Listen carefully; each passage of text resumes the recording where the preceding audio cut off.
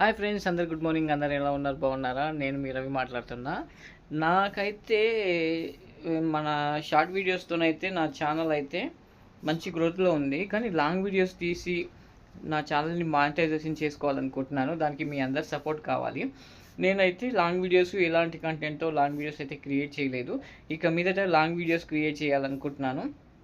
దానికి మీ అందరు సపోర్ట్ కావాలి. సో లాంగ్ వీడియోస్ ఏంటంటే మనందరు బ్యాచిలర్స్ కోసం నేను కుకింగ్ వీడియోస్ తీయాలనుకుంటున్నాను.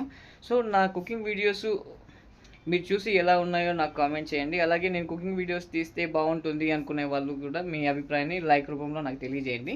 అయితే ఈరోజు సండే కాబట్టి సండే స్పెషల్ గోంగూర పప్పు చేస్తున్నాను అనమాట. అయితే వాటికి కావాల్సిన పదార్థాలు ఏంటనే చూసేయండి ఒకసారి. గోంగూర పప్పు కోసం మనకు కావాల్సింది ముందుగా గోంగూర, ఇది లేకపోతే పప్పు అవ్వదు కదా. తర్వాత పచ్చిమిరపకాయలు, కరివేపాకు, కొత్తిమీర. పప్పు అయితే జస్ట్ హాఫ్ అన్ అవర్ ముందు నానబెట్టి పెట్టుకోవాలన్నమాట. ఇలా టమాటాలు, దీంట్లో కొన్ని వెల్లుల్లి రెబ్బలు, దీనివల్ల టేస్ట్ అని మరి ఇంత అదిరిపోద్ది అనమాట. అయితే దీంట్లో క్యాజువల్గా అందరికీ తెలుసు కదా, దీంట్లో ఆయిల్, పసుపు, సాల్ట్ ఇవన్నీ కామన్గా వేసేటివి.